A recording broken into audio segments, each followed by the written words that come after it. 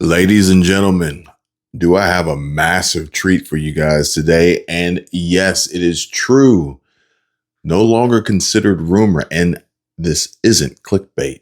Her last days are behind her, and what lies ahead is a future uncertain. But we'll be sure to track, discuss, and continue having these conversations together about it all. Pull up a chair, gather round, come close, because the veil is lifting.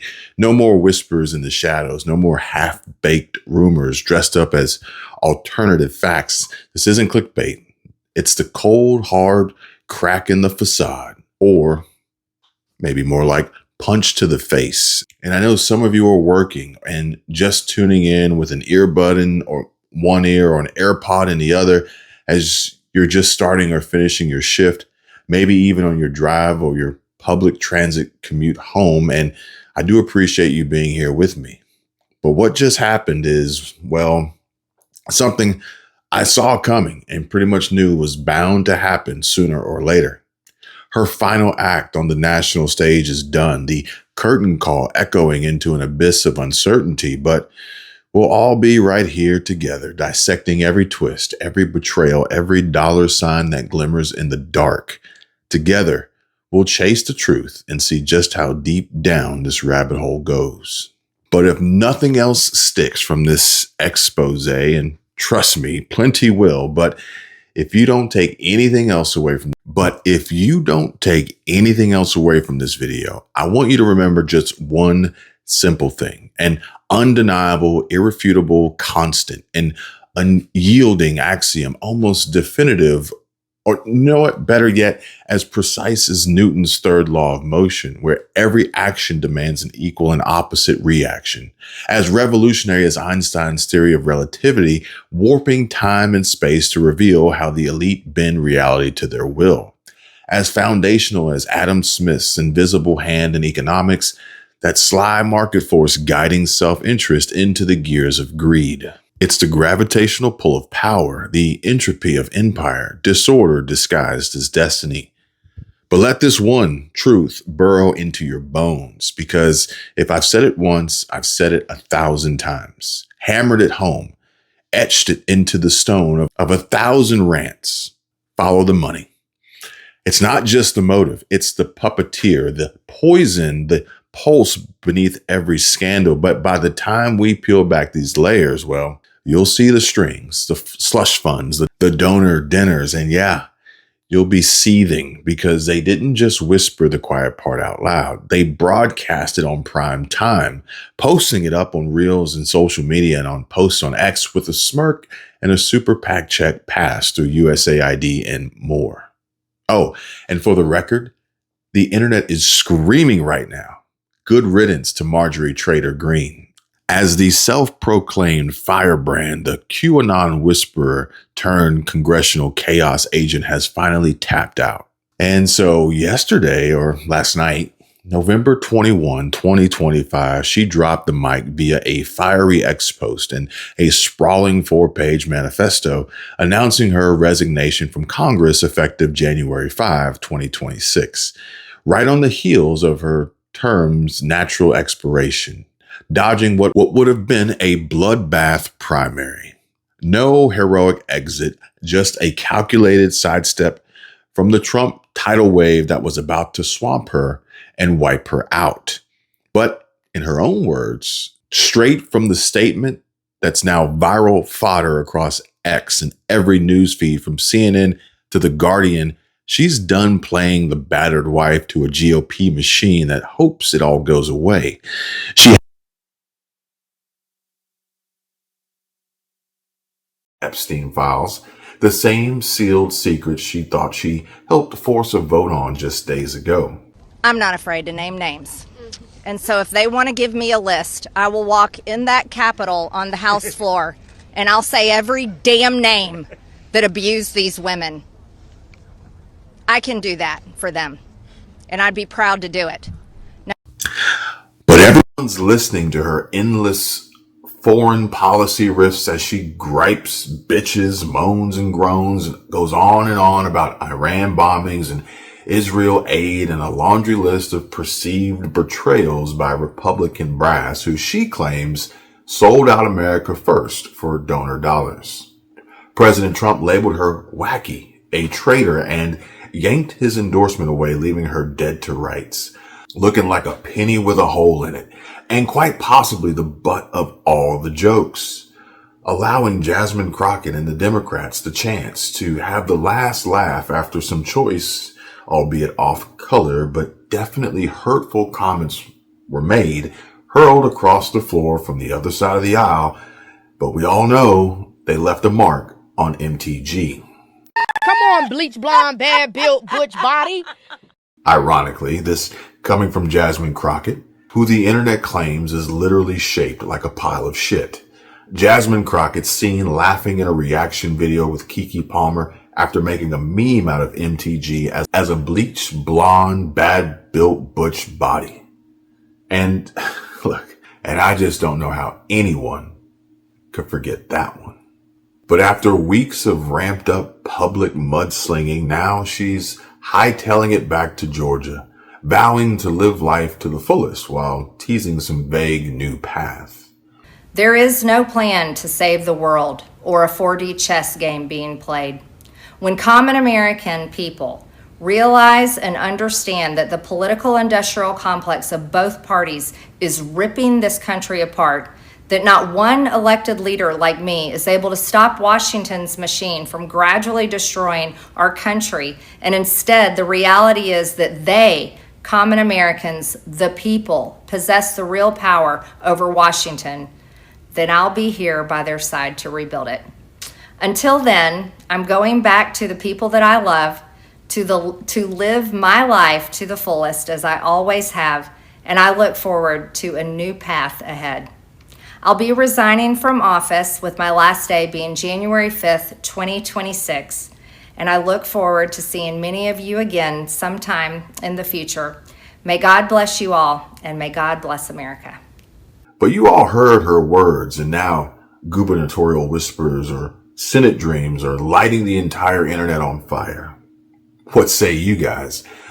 Let me know in the comments. But some say, just call it what it is, a retreat from the spotlight she once torched. This bombshell lit up the feeds overnight. CBS, ABC, Politico, NPR, BBC, the New York Times, all piling on with the details. X exploded too, and I must have seen hundreds of clips of her teary-eyed video rant racking up millions of views.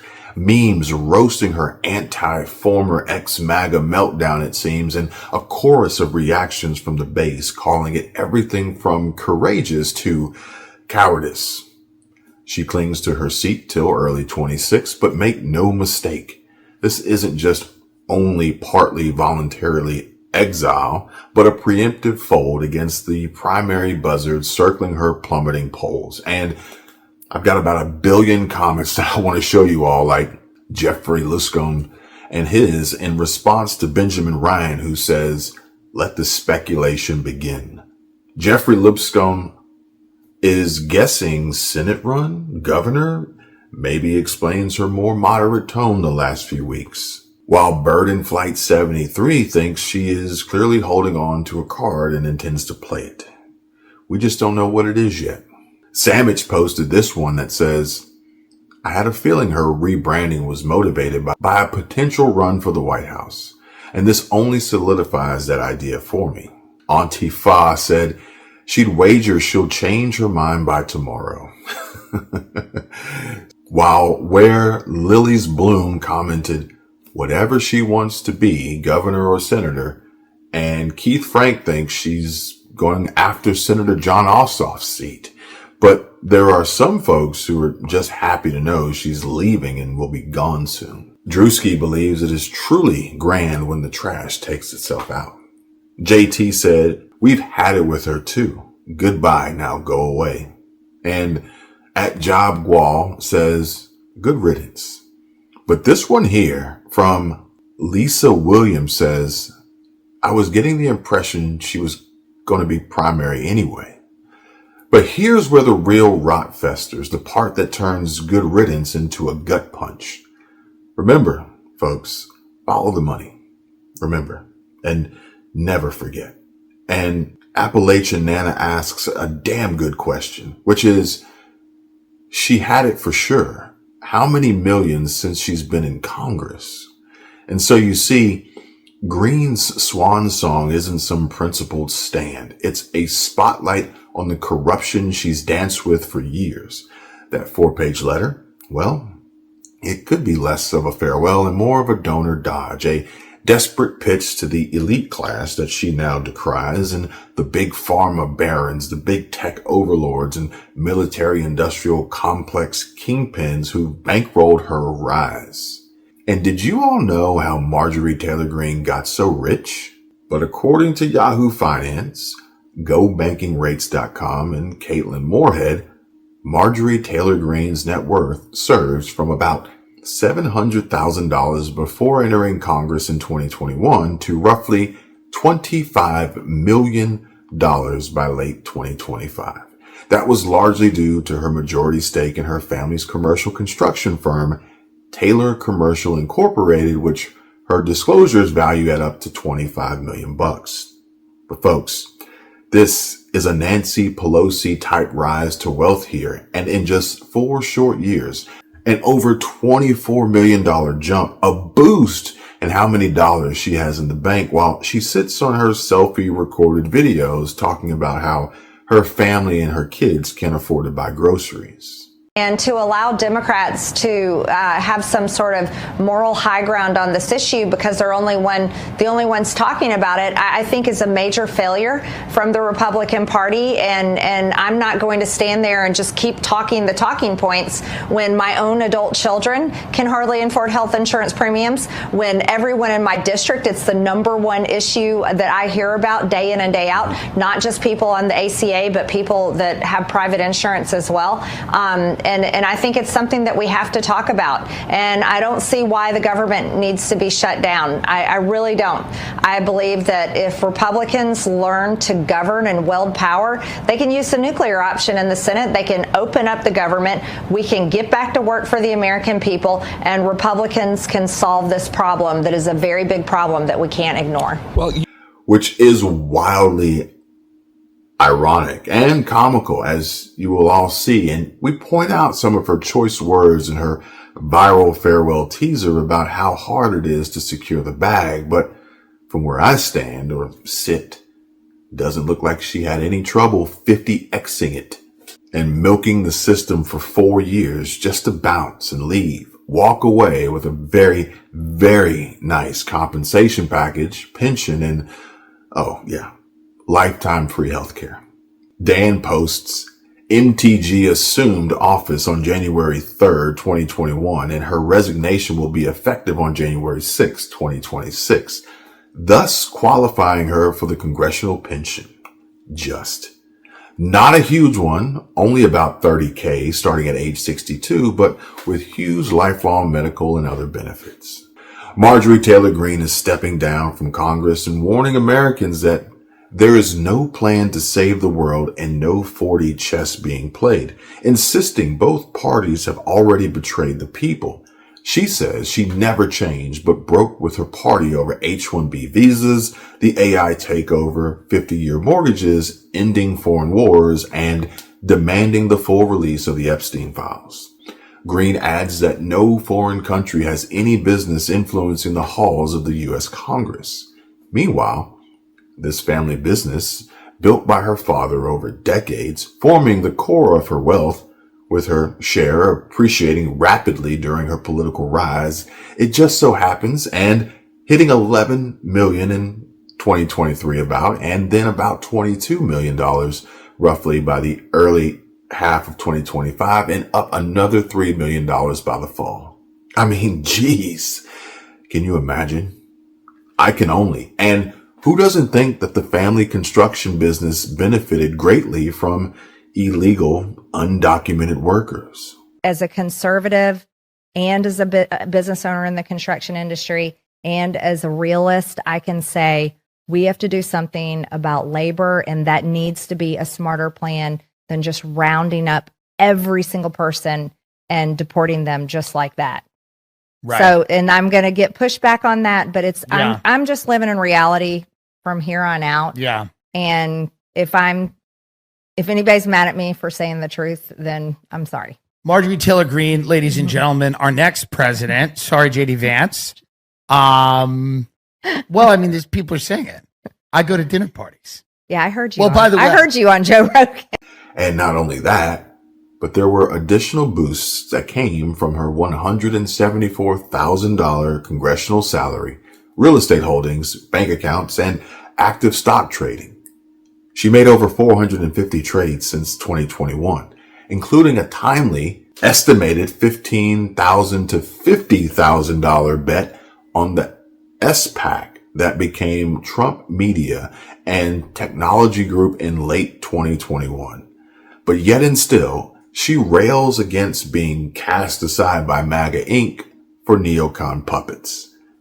But if we just take a moment here and flip the script, maybe look at this from a less biased perspective. But I just want to know, who padded her war chest? Was it not the same lobbyists she lambasted, funneling millions into her campaigns while she hawked their agendas from the House floor? You want to talk about the Epstein files? Noble on paper, sure, but timed perfectly to rally the conspiracy crowd, her original fan base, right as her Trump alliance crumbled, priming her for that new path lined with fresh pack cash. It's the ultimate analogy to thermodynamic entropy.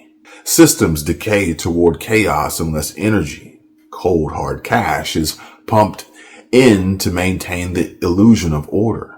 Green's America First empire has been built on screaming, screeching, loudmouth Q drops and rage sustained by dark money floods from the very warhawks and farmer fat cats she now points her fingers at. Or think of it like Parkinson's law of triviality. The bicycle shed effect, where politicians fixate on flashy scandals. Think in her case, Epstein, tariffs, traders, to distract from the boring bike shed where likely she has stashed $1 trillion defense budgets bloating the industrial beast. AI slush funds greasing Silicon Valley palms and foreign aid pipelines that loop right back to her elite donors. Clever politicians like her, they bicker over shadows while the vaults overflow with millions in cash. But then gets butthurt after Trump calls her a traitor. Pot, kettle, meet the scholars. They all saw it coming centuries ago. Plato warned in the Republic of the Timocracy, devolving into oligarchy, where honor chasers like Green morph into wealth worshippers trading virtue for vaults. Follow the money there too. The guardians of the cave became its jailers, or Machiavelli in The Prince, counseling that fortune favors the bold, but only if they clutch the purse strings tight. Green played the fox, cunning and quick, until the lions roar, and revoked endorsement exposed her as prey. Even modern voices like Naomi Klein nail it in shock doctrine. Crises are cash cows exploited by the powerful to consolidate control. Green's fallout just seems like a scripted schism, letting both sides fundraise off the fury while the real heist, the handover of policy to paymasters, slips by unnoticed. And I watched her full 10-minute plus transcript read from start to finish last night, but perhaps the best question that no one has yet to answer was this one here from Brad Built. And he asks, she has her Christmas tree up already? But ladies and gentlemen, make no mistake, this is the secrecy exposed. Not just one trader's exit, but the whole rotten theater where public service is private plunder. They said the quiet parts out loud. Epstein cover-ups for the elite, foreign wars for the contractors, endorsements as IOUs, and Green's goodbye is the confetti. But that's not all, folks. Wait, there's more.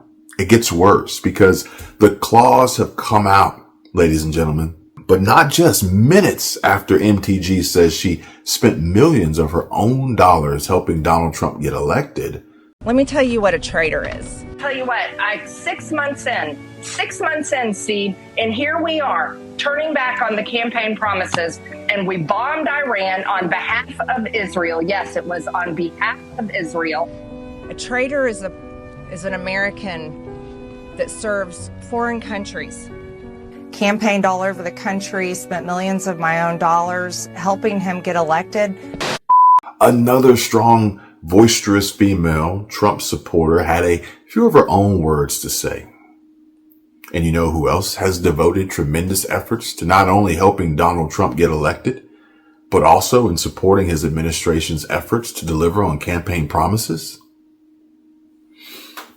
Well, if you said Laura Loomer, then you guessed right. And Laura Loomer is fuming mad. She said MTG, at MTG or MT Green, just said she's resigning from Congress on January 5th, 2026. So she's deliberately trying to make it so that Republicans are down a vote to screw Trump over ahead of 2026. And thinks she will probably get a deal with CNN or MSDNC or MS Now. And I think they actually changed it now, but she thinks she'll get a deal to shit talk Trump all day throughout the midterms. Plain and simple, she wants the Democrats to win. Now the question is, how much was she paid? That's what I want to know. But Loomer isn't the only skeptic with a hypothesis. And after he got the news that breaking Marjorie Taylor Greene, the Republican rhino from Georgia, is resigning from office on January 5th of next year, Cat Turd said she will now be an anti-Trump media personality. Take it to the bank. But if that is true, she has some mighty big shoes to fill. But we'll never hold a candle to the loudest and strongest voice possibly out there who is a media personality, and that is none other than Mr. Scott Jennings. And Scott from Kentucky chimed in with this real, raw, and blatantly honest truth and said, "Let me tell you what the opposite of a lame duck is. When you withdraw your endorsement of someone and it ends their career within days." But granted, not everyone is pleasantly surprised to learn of her announcement to quit and resign. Sink Ugar posted this one where he said, "I would have never imagined saying this, but don't go. Stay and fight. Even though we still disagree on so many things, you were one of the very few honest people in Congress. Stay and fight." And so now, as you all know, Sink, a registered Democrat, is one of the progressive news show hosts on TYT who just lost their minds when they realized Trump was right about Epstein and Democrats. So I'm on the left, I'm a Democrat, but what the hell was that? That was crazy. So he's apparently got these Congress people on speed dial, and interesting that Epstein at that point is directing people on how to damage Trump. So that doesn't serve any of my interest for me to tell you that, but that's what's happening in that hearing, right? You gotta be fair and you gotta call out what's actually happening. But what's interesting in all the emails is Epstein goes back and forth, back and forth. Should we hurt Trump or should we help Trump? Should we hurt or help? And depending on what Trump is saying. And he categorizes Trump as dangerous. My guess as to why he thinks Trump is dangerous is because usually when someone is bought or blackmailed, they stay bought or blackmailed. Please check this out. I can't stop laughing. And that's coming from the Young Turks, hardcore progressive Democrats who hate Trump. And they all just watched the new Epstein files drop and absolutely lost their minds on air when they realized Jeffrey Epstein was texting sitting Congresswoman in real time on how to attack Trump. Had Larry Summers, Clinton, Obama's top economic guy, begging him for sex advice, and was basically pulling strings on half the Democratic Party. Sink is literally laughing in disbelief going, did anybody know Epstein was running our government? While admitting Trump was right the whole time that the files would torch the Democrats way worse than him. Even the left is now screaming, what the hell did we just unleash? It is the ultimate backfire, and it is glorious. But let's unpack this all and connect some of the dots that we already have here, step by step, and get down to the facts and the bottom line. And so, number one, or first off, I want to address the Epstein fight and MTG's combative stance against Trump and how it really aligns with Dems more than Republicans. MTG was one of the loudest GOP voices pushing for the Epstein Files Transparency Act, as you all may recall.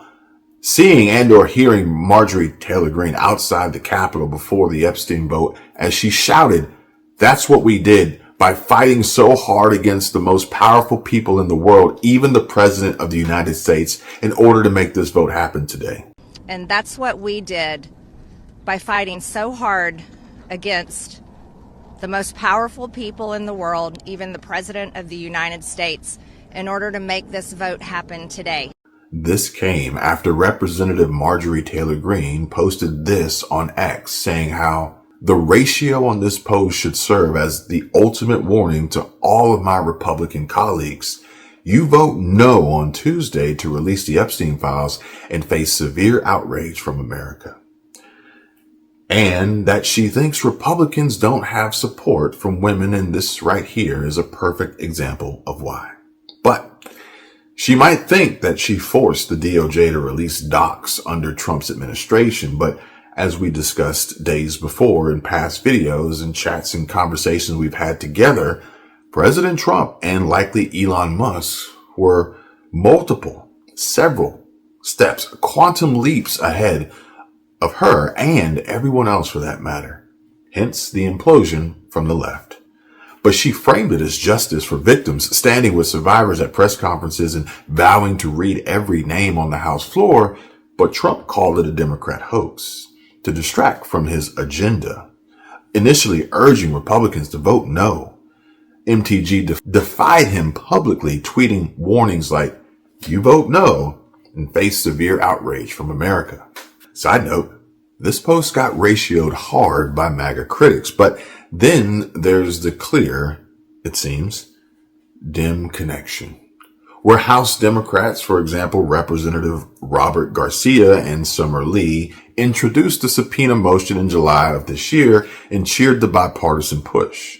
At the time, MTG's defiance handed them a win, and the full release happened November 18 after a discharge petition she helped get to 218 signatures. Files exposed heavy Democrat ties, again, Larry Summers' creepy emails and Bill Clinton's island visits, but also old Trump mentions fueling leftist and mainstream media narratives without any new bombshells on him. It even made Jasmine Crockett look like a complete and absolute utter fool. More so than usual. And so much so even just now, Jeffrey Epstein reveals he donated to Representative Jasmine Crockett, the Democrat out of Texas, the same Democrat congresswoman who tried to smear Lee Zeldin for receiving money from a Jeffrey Epstein, shouting, look, my team Googled it.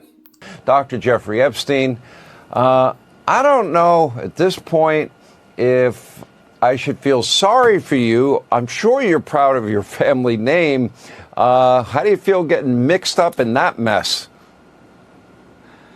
It's been a week of a disaster, if you might say. I was very happy with my name. I've had it longer than he has. Obviously, I'm still here and he's not. But to be implicated, or even the insinuation that I'm the pedophile, it was really pretty awful what she did. And she clearly, when she did her word scramble backpedaling on CNN the other night, those were just blatant lies. It's ridiculous. Would you take legal action against her? I had considered it, but of course, with the law, you cannot, because the comments were made on in the Senate floor, so you can't sue based on the constitutional law. What about what she said on CNN? We're given a chance to get it right. She certainly didn't get it right. If anything, she lied even further, because she never once said a Jeffrey Epstein. She said Jeffrey Epstein. Clearly, she implied that Lee Zeldin, amongst others, had taken money from the pedophile. But let the record show that if you look in the filings, you also see that Jasmine Crockett took money from Jeffrey Epstein. You know, I always feel sorry. I mean, I chose this life that I live to be in the public eye.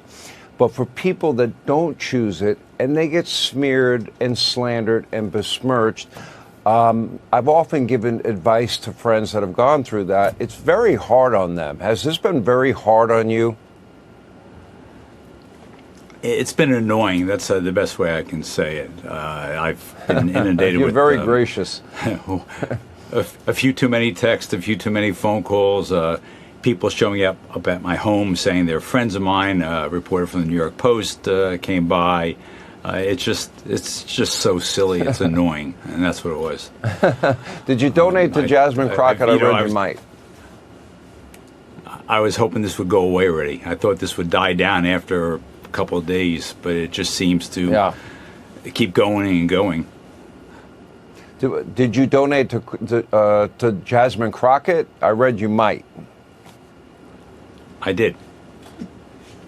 I donated to Jasmine Crockett. All right, that's political jiu-jitsu. Good play. Doctor, thank you, and keep up the great work you're doing every day. And so now it would appear as though Crockett took money from Jeffrey Epstein, too. What an idiot that one is. But anyway, back to Green, and honestly, this just looks like MTG prioritizing Trump smears over GOP unity and trying her hardest to stand out, be loud, and a distraction, narcissistic, only further muddying MAGA waters like she always does. Critics on X, again, Laura Loomer, called her out as a sellout for aiding Dems. So many others are calling her a rhino plant, a useful idiot played by the left to create intra-GOP strife, with Trump accusing her of going far left. So now, let's connect dot number 2, and how the massive vote to release the Epstein files, an astonishing 247-1, is just pure humiliation and makes her look stupid.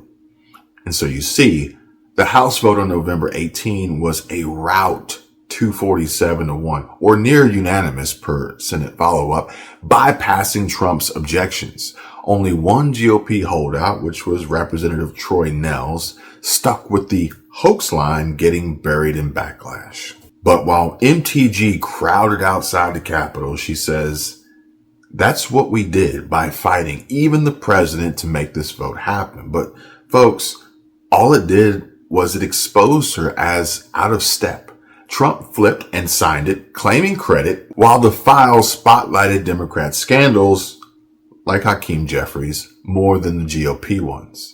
The end result was it backfired on her, but in pure panic mode and trying to control the damage she had taken on. This ripped MAGA apart, she said. But the damage had been done and it was too late. Trump withdrew endorsement on November 14, calling her a ranting lunatic and backing a primary challenger. Her pre-vote bravado aged like milk as she tried to look like a lone wolf fighting for justice, but ended up handing Democrats a PR win while alienating her own base. She even claimed she was being sent pizzas, pipe bombs, and death threats, but I find that very unlikely.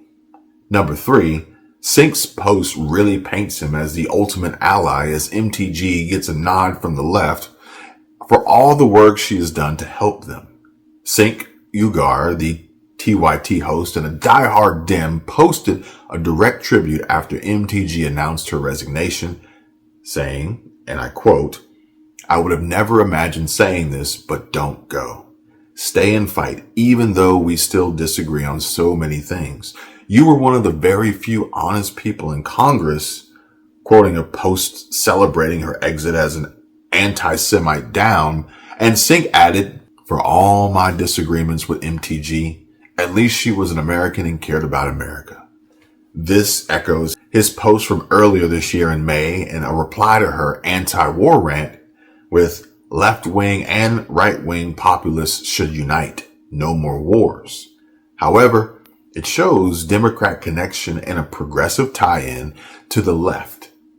Because you see, Sink's praise positions MTG as a cross-aisle honest broker, rare for a MAGA firebrand.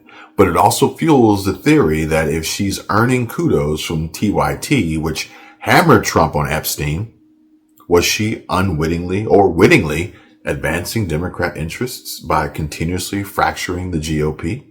Or at least attempting to? Dems benefited from the files release, exposing their elites but shifting blame, and from MAGA infighting, which weakens Republicans ahead of 2026 midterms. Loomer has thoughts and theory on that too, and folks, and we're going to discuss that too. But last but not least, number 4, the useful idiot payoff equals wealth, business, and her quiet part said out loud. An anti-Trump immigration stance. Marjorie had an epic net worth explosion. Pre-Congress 2020, 700K net worth, now over 25 million, jumping up $24.3 million via 400 plus stock trades. Think Nvidia buys before tariff pauses. MTG calls it slander, crediting family biz and investments, but timing raises eyebrows. These were all trades made amid policy chaos. She helped stir. Laura Loomer has also pointed out, like how she did in this post here, one of the biggest scandals that isn't really known to the public is Marjorie Trader Greene's insider trading and her extent to which she went to cover it up. At MT Green is very sensitive about her stock trades, and she doesn't want anyone knowing this little secret. But what's the secret? Well, for starters, she fired her deputy chief of staff, Nick Dyer, because he wouldn't help her cover up her stock trades. A source has told me, or Loomer, that MTG went through his emails and fired him after reading his emails to reporters because she didn't feel like he was defending her enough when reporters would call and ask about her stock trades. And how, allegedly, she would berate him and demand that he run cover for her in writing. But when Nick didn't cover it up for her the way that she wanted it covered up, she fired him. Loomer says this is the real scandal, and it's why MTG never wanted to support the bill to ban members of Congress from trading stocks. So you have this Restore Trust in Congress Act. I know there were hearings today on this. It seems like we've done a number of stories on it, that there is real bipartisan support now. Is that fair? I mean, how are things moving along on this? Yeah, I think so. No, I think we've got some good momentum here. So listen, we need to tackle corruption wherever it exists, right? The American people don't like Donald Trump selling crypto out of the Oval Office. They don't like the Supreme Court members accepting gifts from people who have business before the court, and they don't like members of Congress trading stocks. As members of Congress, we have access to inside information that the average member of the public, the average market participant, does not. And that just creates a rife opportunity for corruption. So along with Chip Roy, a Republican from Texas, I've introduced the Restore Trust in Congress Act. This is a bipartisan bill to ban members of Congress from trading stocks. And yet today was a notable day because we had a hearing for the first time on this bill. The House Administration Committee had a whole hearing on the subject of member stock trading. Many of the committee members voiced their support for ending this practice, and I hope that this is the first step to getting the bill out of committee to the floor and passed into law, hopefully in the next few weeks and months.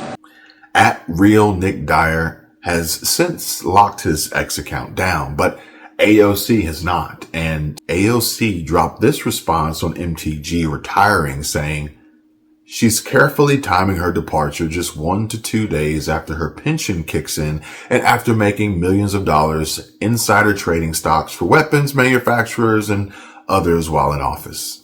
There need to be Democrats who walk the walk and talk the talk. There is an insane amount of hypocrisy. And the hypocrisy is what gets exploited to use the cynicism. And wherever there's a hypocritical window, for example, I think one of the most biggest examples of this is insider trading in Congress. Like, dude, I don't know if I do I give snaps? I don't know what the kids do anymore, but like, dude, it is that's so crazy. It's so crazy. It's crazy. It's crazy. I mean, like and this is the thing. It's like people think that everyday people are stupid. I'm like, do you all really think that people don't see this shit? Like, they sit on a committee, they get information about a drug or a contract or a thing, they immediately make a call. The stockbroker changes things and their portfolio swells. Explodes. It explodes. What are we doing? And you're doing this on public trust. Right. On like taxpayer finance, public, facilities. Like it, of course. You're regulating the market that you're trading on. Exactly. And you like run the casino. And then we're supposed to act like money doesn't only corrupts Republicans? Give me a fucking break. All right, y'all. Let's hit pause for a second because this matters and it's really important. We talk a lot on this channel about taking control of your life, making smart choices, and not letting the system overwhelm you. But when it comes to navigating Medicare, it can feel like you're wading through a swamp of total confusion. Plans, coverage, costs, deadlines, you name it. And that's where Chapter steps in. They're not just another company. They're the real deal when it comes to free Medicare help. Chapter's team of advisors has helped thousands of people across the country find the right Medicare plan, and they do it with one goal in mind, putting you first. No fees, no pressure, just honest guidance to make sure you're covered without breaking the bank. Big insurance companies have their own agendas, but Chapter's got your back, fighting to get you the plan that works for you. So if you're approaching Medicare age or helping a loved one figure it out, don't go it alone. Call Chapter today at 270-467-2426 and start getting the clarity you deserve. Because at the end of the day, protecting your health and your wallet, well, that's not just smart. It's living life on your terms. So she's saying a lot, but her actions have not backed up the rhetoric. And according to the bartender, the socialist, Alexandria Ocasio-Cortez, Sandy Cortez, if you're nasty, and that for all her talk, she's still voting with them to gut healthcare and advance self-dealing corruption schemes. And so it seems the catfight continues and punches aren't being thrown just from Loomer's corner. However, he used to be a nice guy, referring to Nick Dyer, and Loomer claims she met him when MTG first ran, but then he started doing all of MTG's bidding and served as her attack dog. But in the end, he got burned by the woman he bent his morals for, and Laura says someone should interview Nick Dyer and ask him about how he was fired by MTG for not covering up her insider trading. As she hysterically closes by calling her Marjorie Trader Green. Like stock trader with a D.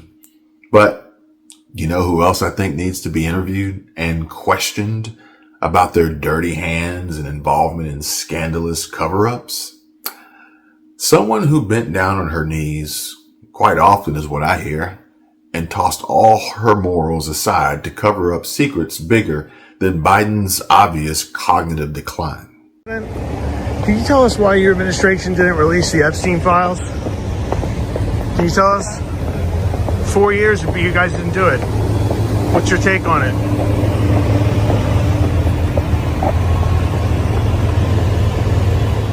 The former Madam Vice President, cat's got her tongue, but can't tell us why her administration didn't release the Epstein files. She bolts because everyone knows exactly why those files never saw daylight. But that's just another topic for another video. Stay tuned. Stick with me here and locked in. If you like my videos, please subscribe to my channel. I really do appreciate you because it really does help a lot. We've grown so much over just the last month, now almost 30,000 more subscribers stronger. That is huge, folks. Thank you. And so now let's chat a little bit about Green's family business angle. Co-owner of Taylor Commercial, construction firm founded by her dad, but then she and her ex-husband Perry took it over in 2002. However, just a few weeks ago, October 2025, she broke with Trump on immigration and said, "We have a labor force built on illegal labor. We need a smarter plan than rounding up everyone." But needless to say, this sparked intense MAGA fury. Again, Loomer, just trying to save her own construction company, she says. And ladies and gentlemen, that's not what we voted for. Green, implying undocumented workers boost her firm's growth as it directly undercuts Trump's ICE raids, deportations, aiding Democrats who oppose mass removals. And so now, here we are. Post-Epstein embarrassment, with no leg to stand on after the vote, she resigns January 5, 2026 to dodge a Trump-backed primary, framed as avoiding hurtful fights but potentially tanking GOP turnout in 2026. Her bow out plus immigration push designed to produce chaos for Republicans and only further benefiting the Dems? But if she is, in fact, a plant, it's genius, the left's useful idiot inside the GOP and wearing a MAGA hat while dancing with rappers in music videos. MTG, MAGA's MVP. MTG, MAGA's MVP. Nick Fuentes says Marjorie Greene was forced out of Congress by Donald Trump for criticizing Israel and voting to release the Epstein files. I do tend to think that overall the true believers are fewer and farther between. And she was a true believer when it came to Donald Trump. And I think that part of her never thought it would get this bad with the president. And even when she was speaking out against him, I don't think she thought that he would personally attack her. And of course, as we know with President Trump, almost always loyalty is a one-way street. And she learned this the very hard way as a true believer who then essentially got excoriated by him online. And I will tell you, I was talking to people who were close to her who were telling me that she was getting threats nonstop. I know she posted about this. And then you had President Trump, even with that, saying that she was playing herself or portraying herself as a victim. Meanwhile, in a separate post, Mario Narfal says MTG just pulled off the smartest political move of her career and then goes on to further explain how he thinks everyone's treating Marjorie Taylor Greene's resignation like a loss. But they're missing the entire point. He says MTG didn't quit because Trump scared her off. She quit because she's playing the long game in fighting a Trump-funded primary smear campaign 2 months before election season kicks off would be spectacularly stupid. But instead, she's actually preserved. She's preserved her position as MAGA's undisputed ideological leader. Granted, his words, not mine. Norfall says, pick any real MAGA issue. Epstein files, food costs, big pharma, America first over Israel first, military-industrial complex opposition, and she's been the most vocal, most consistent voice. That's a track record you don't torch in a petty primary fight. Trump called her a traitor for disagreeing on a few issues, but her response instead was to bow out gracefully, call out the threats, and maintain the moral high ground while staying politically viable for Senate, governor, presidency, or even VP to J.D. Vance down the line. And look, I'm not saying his assertion is completely wrong or way off base, but just moments ago when President Trump was asked if he was willing to forgive the soon-to-be former Congresswoman Taylor Greene, 47 had this to say. Are you willing to forgive Congresswoman Taylor Greene? Forgive for what? No, I just disagreed with her philosophy. She started backing perhaps the worst Republican congressman in our history, just stupid person named Massey. And I said, go your own way. And once I left her, she resigned because she would never have survived a primary. But I think she's a nice person. But not everyone feels the same way. Because when asked, Laura Loomer says she's the type of person that never forgives and is praying for the complete destruction of Marjorie Taylor Greene. Loomer has designated Greene as her personal enemy and says there will be no room for friendship.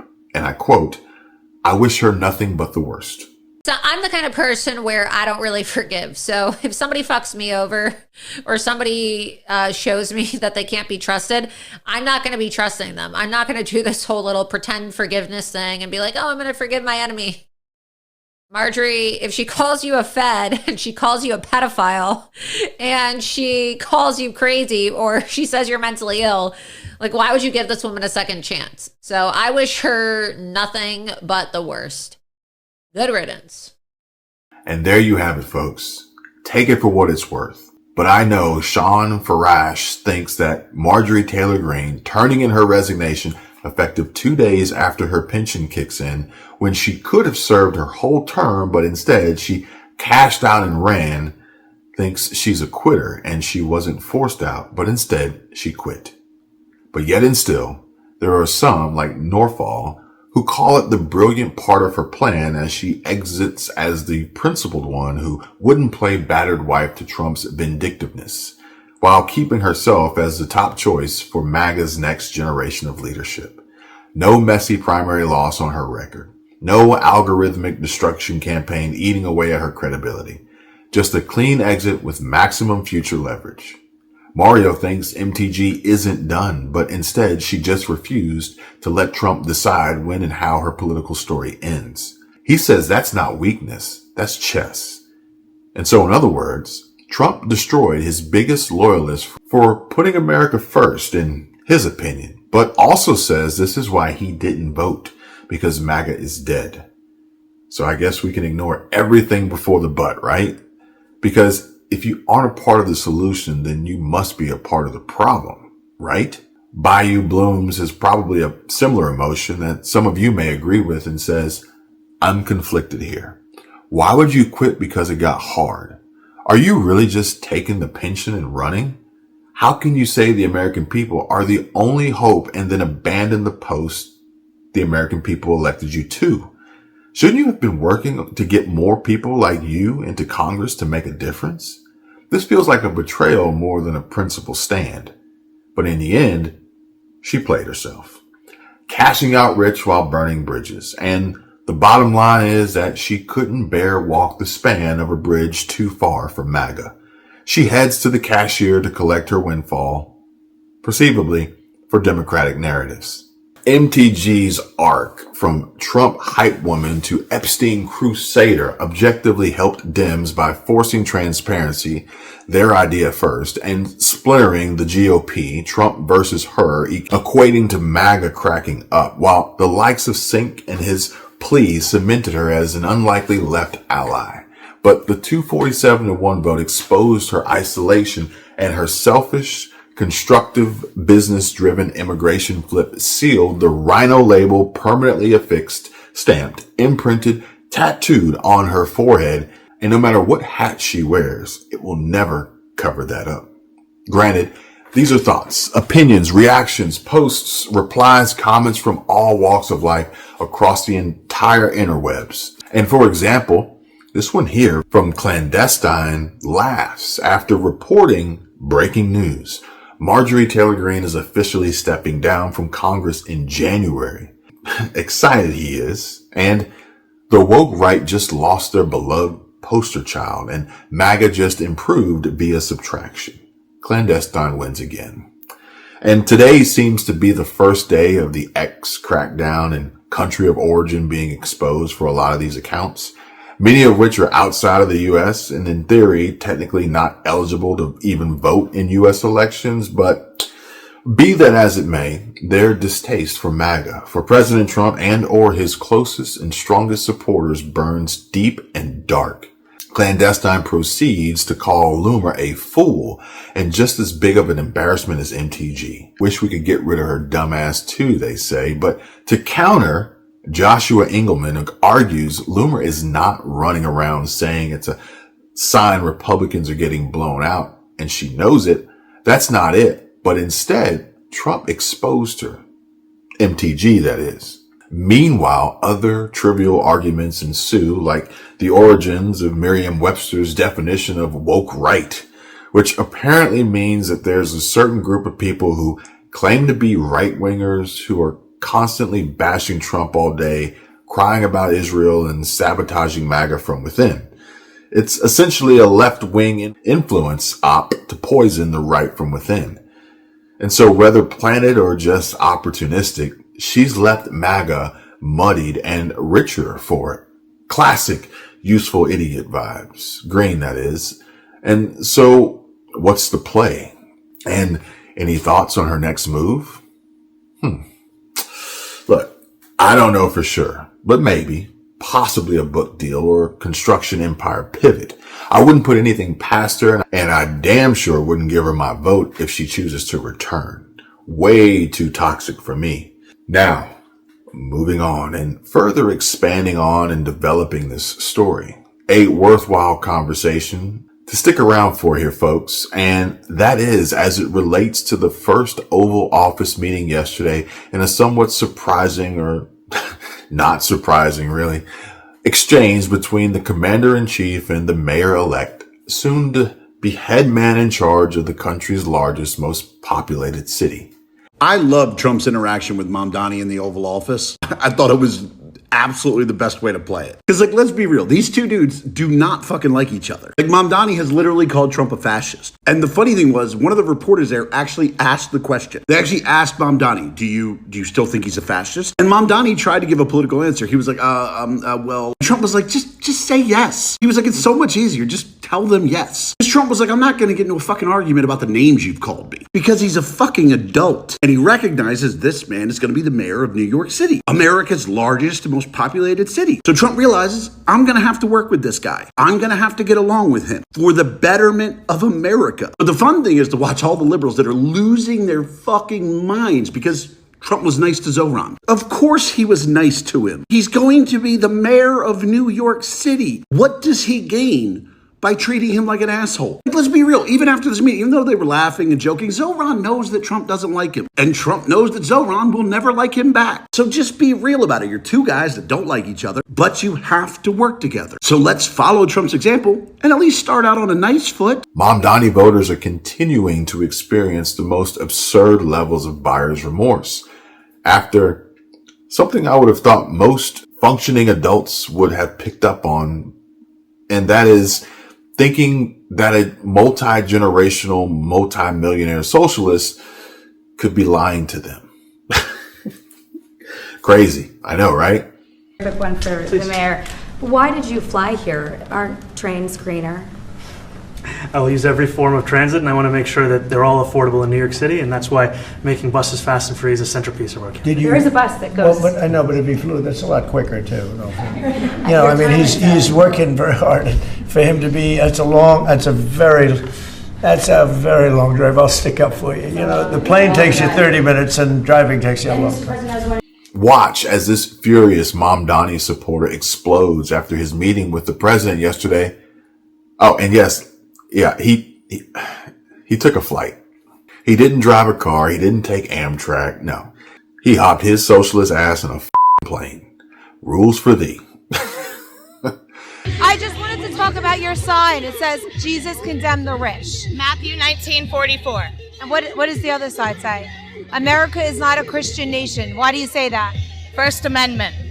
But why do you say America is not a Christian nation? The Establishment Clause of the First Amendment. The Establishment Clause is for freedom of religion. Yes, which means freedom from religion and means that you can't use your fucking textbook to make laws about my body. Why do you have such a filthy mouth? My mouth's not filthy. Your beliefs are. What do you think about President Trump and Zoran Mamdani getting along so well? I think that Zoran might be wearing a MAGA hat soon. I think Trump knows his goat is cooked, and he's trying to get his head above water any way he can. Mamdani took back the fact that he said he was a fascist. He backrolled that. What do you think? He's wrong. Trump is a fascist. So you think Zoran Mamdani is inaccurate? I think Trump is a fascist. But Zoran doesn't. That's fine. He can have his own beliefs. That's the thing about the United States. We can all have our own ideas. I believe and our own Trump religions. Right. And your religion doesn't get to touch my body because I don't buy it. Okay. You think that murder is not a sin? I would say that I don't need the threat of eternal damnation and fiery hell to not murder people.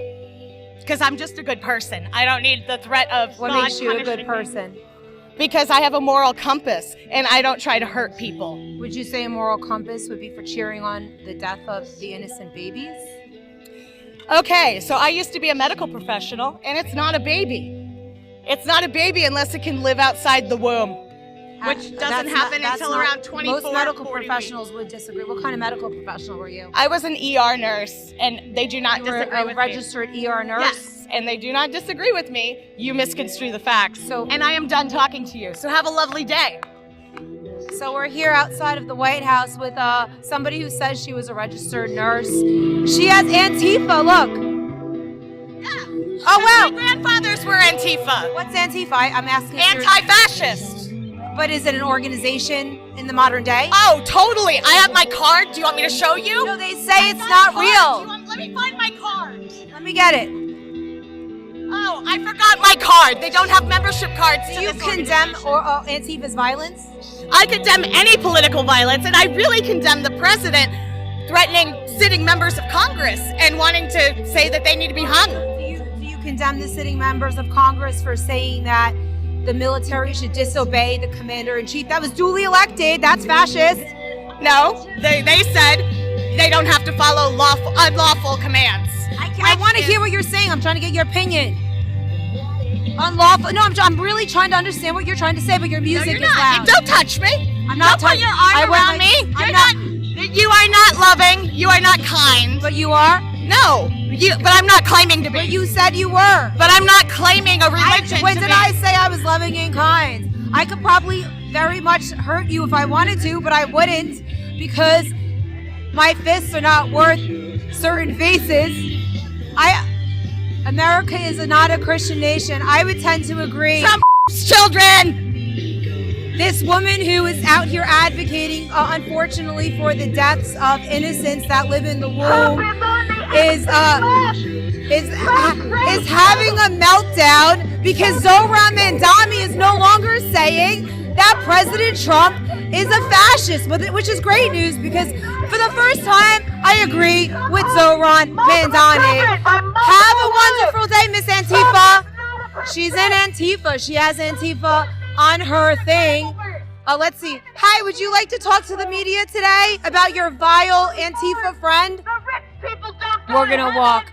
But that's what's going on here outside the White House. I think a lot of liberals are going to be having meltdowns today after seeing the way that Zohran Mamdani basically seems to like President Trump. Now, here's the thing. When you're in your 30s, and this goes for me and a lot of people watching, you're liberal. You really don't understand any better. As you get older, maybe you realize that liberal values and progressive values just don't make sense in the modern world.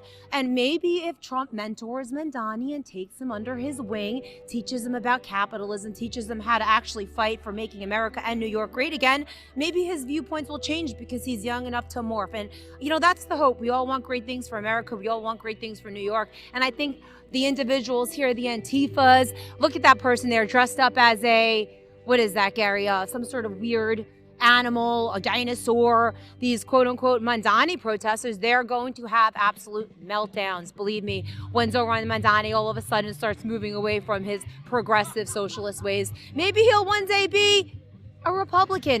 And so just moments after NYC's far-left mayor-elect Zohran Mamdani left the White House, one of his supporters completely lost control. This is the modern left, ladies and gentlemen. Vile, angry, anti-Christian, violent in words and beliefs, and deeply disturbed that Mamdani dared speak respectfully with the President of the United States, Donald Trump. But these street interviews go tit for tat. Watch or listen as Riley Gaines explains why she would come back to visit New York City just one last time. We have an interview to conduct. Riley, Merry Christmas. Merry Christmas. Figured I would come back to New York City one more time before it goes full-blown commie. Okay. But just like I said at the very beginning, when we all first started talking about this, follow the money. It's not just the motive, it's the puppeteer, the poison, the pulse beneath every scandal. And we now come full circle. Breaking. In a massive move, President Trump terminates temporary status for Somalians in Minnesota after massive Medicare fraud exposed. Quote, send them back to where they came from, Eric Doherty says. Minnesota under Governor Walz is a hub of fraudulent money laundering activity. And the President of the United States hereby terminating effective immediately the Temporary Protected Status or TPS program for Somalis in Minnesota. Somali gangs are terrorizing the people of that great state and billions of dollars are missing. It's over. And folks, To say this is massively overdue is an understatement. But thank you, 47.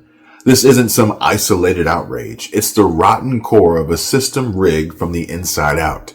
Elected officials like Tim Walz presiding over a state that blew through a $19 billion surplus while fraud exploded under his watch have turned Minnesota into ground zero for taxpayer theft. And he said that there's nothing he can do about it. And it's not just any theft at that. It's a sophisticated pipeline of corruption, crime, and betrayal, siphoning American dollars to fuel the very terrorism that threatens us. Wall Street Apes lays it bare in a step-by-step takedown that's equal parts infuriating and eye-opening. As he says, you're about to get severely pissed off, all based on a report that's out today about the Somali community in Minnesota and how it's stealing your money. Here's how it goes. Somali parents would get into this scheme of claiming that their child had autism when the child really didn't have autism. So what would happen is that they would take their child to one of many different clinics that popped up all over the state in the last couple of years, all under Governor Tim Walz, and they'd walk in, they would pretend like their kids had autism. They would get kickback payments anywhere from $300 to $1,500. The more you pretended your kid had autism, the more services they need, the more your kickback. These parents weren't stupid. What wound up happening was the scam was so huge that more autism centers were all starting to rack up. And so what parents would say is, give me more money. And if you didn't give them more money on a kickback, then they went to another center. The reason why other places didn't get involved with this is because the Somalis said that they needed specific centers for them to be more delicate to the Somali needs. Now, to put this all into size, keep in mind that the community of Somalians, that they're tripling the amount of autism claims when measured through the rest of the state of Minnesota. So it's a total scam. And this continued to grow and grow. So much so that if you go back to 2018, autism claims were $3 million. By 2023, $400 million, and you've been paying for all of it. Some of that money going towards donations for the campaign of Ilhan Omar. But to make all of this worse, the money was being sent, in some cases, back to Somalia.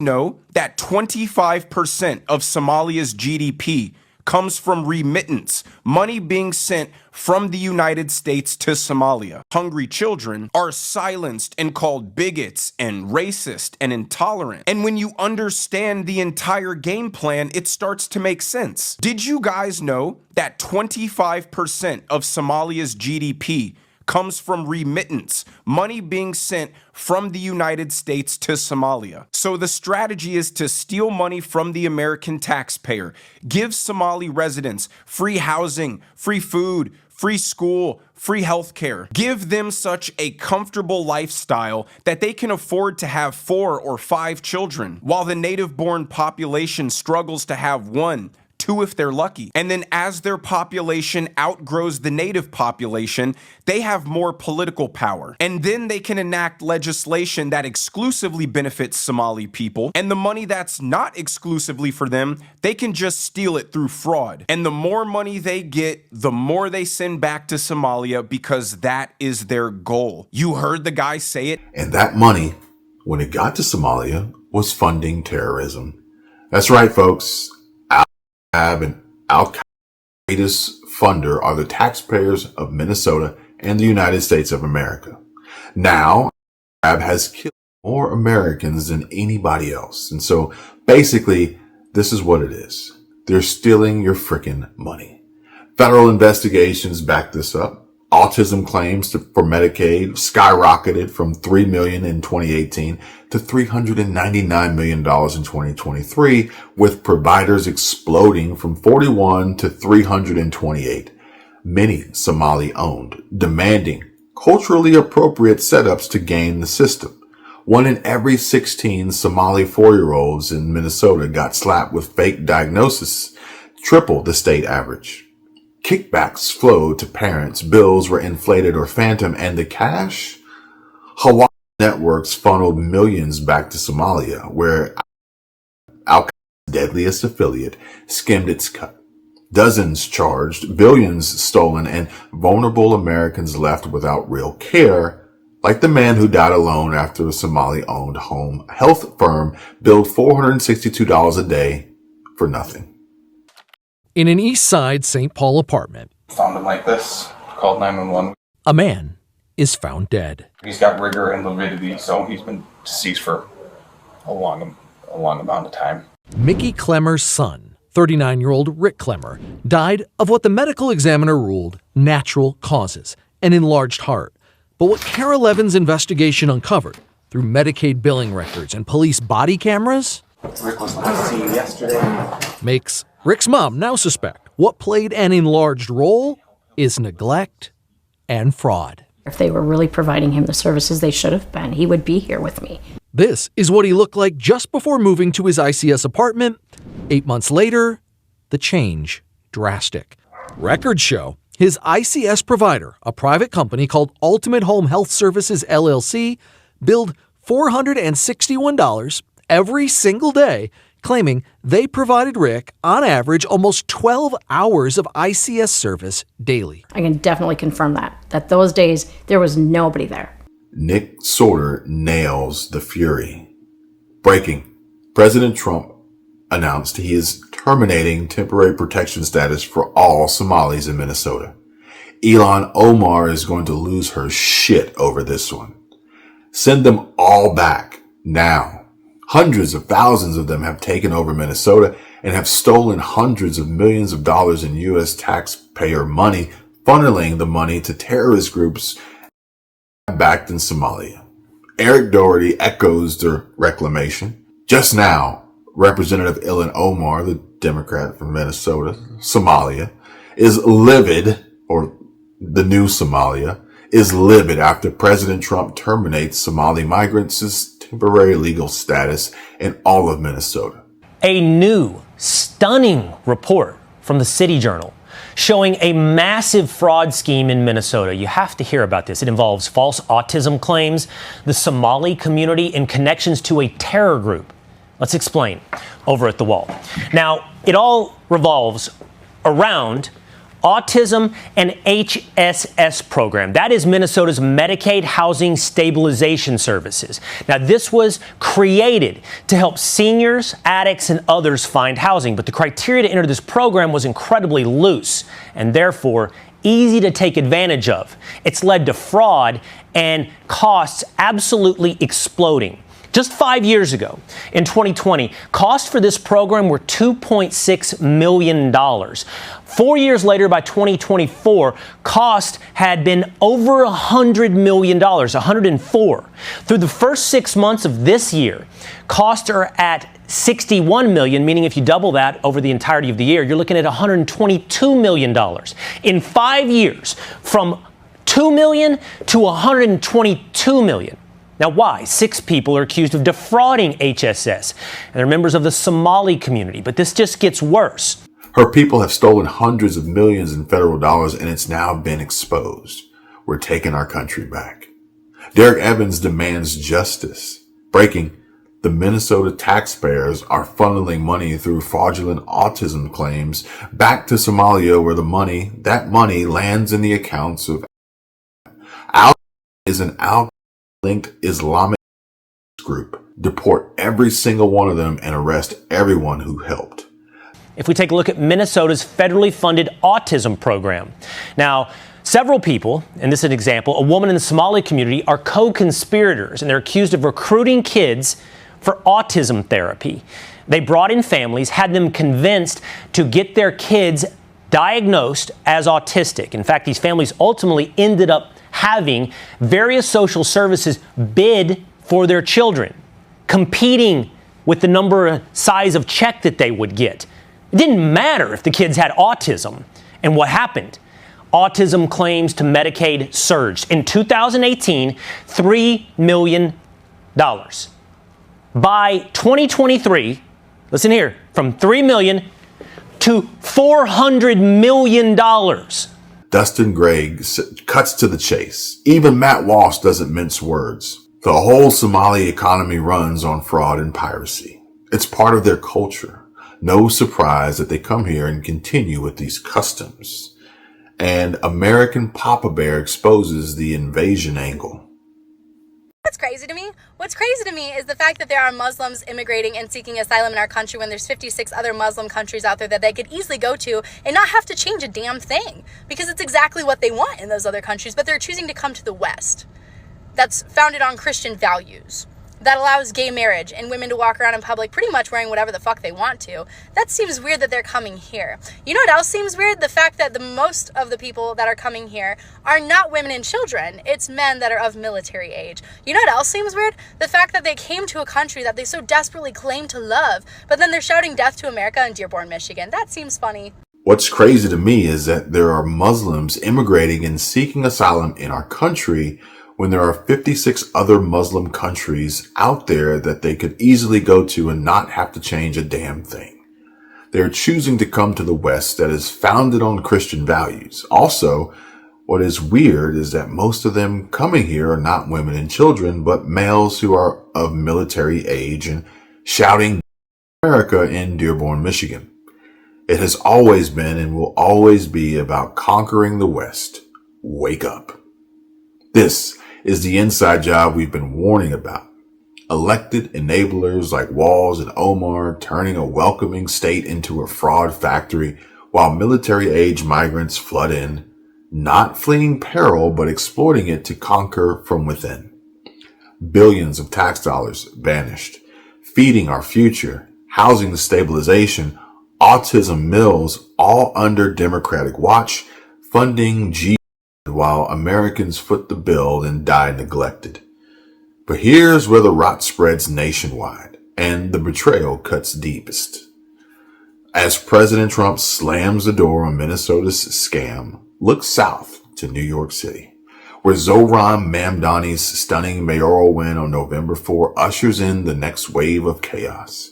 This 34-year-old Democratic socialist, first Muslim, South Asian, and youngest mayor in over a century, rode a youthquake of first-time voters to a 50.4% crushing Andrew Cuomo and Curtis Sliwa. His platform built on the premise of wide-ass open borders, cashless bail, jizya-level taxes on the rich, and a full-throated embrace of anti-Western equity that reeks of the same tribal grift we've seen in Minnesota. Making yet another appearance in this video, Laura Loomer warns of the domino effect and says the Democrats will have a landslide in the midterms after today. Mamdani is the face of the Democrat Party. He supports open borders, cashless bail, anti-white racism, and the end of Western civilization. How will the GOP campaign ahead of 2026 if Mamdani and his policies are now considered rational and good for New York? I hope the GOP can codify Trump's agenda over the next year because we are losing the midterms. There's nothing to combat if the policies of the leader of the Democrat Party are rational and comfortable. You all know it's true. Don't even try to cope. Is the GOP going to lie in fundraising, copy and say his policies are bad when it's now on video that his policies are acceptable? The Dems will win in 2028 as well, and I will work hard to help codify Trump's agenda over the next year before the Democrats work to impeach him and jail him and gridlock his administration post-2026. I like to be realistic, she says. We have 1 year, then it's over. And you can only focus on what you can control. I'll focus on the next year before it's all blocked.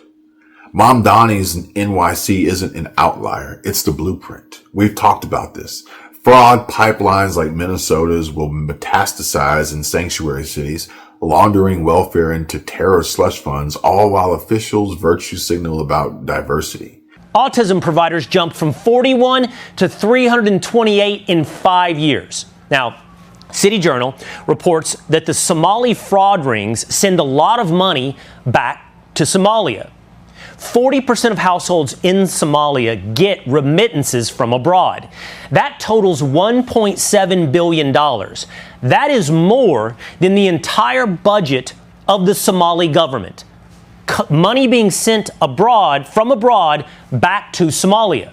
Where is that money going? Take a look at this. Most alarmingly, a lot of that money is funneled through money traders, and in the end, ends up in the hands of Islamic terror group. So to bring this full circle, the Minnesota taxpayers are funneling money through fraudulent autism claims back to Somalia, where that money lands in the accounts of al-Shabaab. Young voters lured by TikTok socialism handed him the keys, oblivious to how it erodes the Christian foundations that built the West.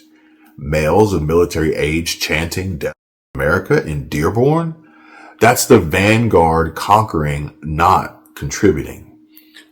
And just when you think the establishment can't sink lower, enter the ultimate gut punch. Marjorie Taylor Greene, MTG, once MAGA's firebrand, ditching the fight. Her official statement from just about 19 or so hours ago. But wait, there's more, because it only gets worse. And what I found that no one else is talking about, that she didn't want anyone to know, I'll share with you all. Because just like President Trump, I'm going to tell you like it is, honest and upfront. I'm not afraid to seek out and speak, deliver the truth. He asked about your comment calling the president a fascist, and your answer was, both President Trump and I have been clear about our positions and our views. Are you affirming that you think President Trump is a fascist? I've spoken about... That's okay. You can just say yes. Okay. All right. Okay. It's easier. It's easier than explaining it. I don't mind. And I wanted to ask you also... And the truth is, Greene says the quiet parts out loud, but in vague, long-winded addresses, choosing to omit the importance of our troubled economy, weakened education system, and how she managed to turn these ideas of lifelong debt tied to 50-year mortgages, student loans, and predatory credit card interest rates and minimum payments into tremendous wealth for her, herself, and her family for generations to come. But now, her pivot from America First warrior to enigmatic sideline critic smells like controlled opposition, diverting fire from Walls, Omar, Mamdani, while the money trail leads straight to our downfall. While she smiles in her living room, Christmas tree up, hung and lit with a star on top, about to take a vacation. Must be nice. But honestly, how dare she? The nerve of Greene to post this and basically piss on everyone who belongs here. Basically piss on everyone who belongs here in America and say, I believe in the American people. You are stronger and more resilient than you know. There are no leaders that will save this country, but you, the American people, can. If we all stitch our torn and tattered, beautiful Star-Spangled Banner back together, we can do anything. This is full circle corruption, but it isn't accidental. It's engineered. Elected insiders green light the theft, migrants weaponize it, fraud funds the enemy, and turncoats like MTG hobble the resistance. One city, one state, it's the whole country bleeding out here. Trump's move is a start, but we need codification, mass deportations, audits that burn it all down. Follow the money. Follow the money or lose everything. This and more to come in my next video, as well as a complete and total breakdown of MTG's official statement and the dirt that she's burying. Stay tuned for more. Thank you all. Please be careful out there, and God bless.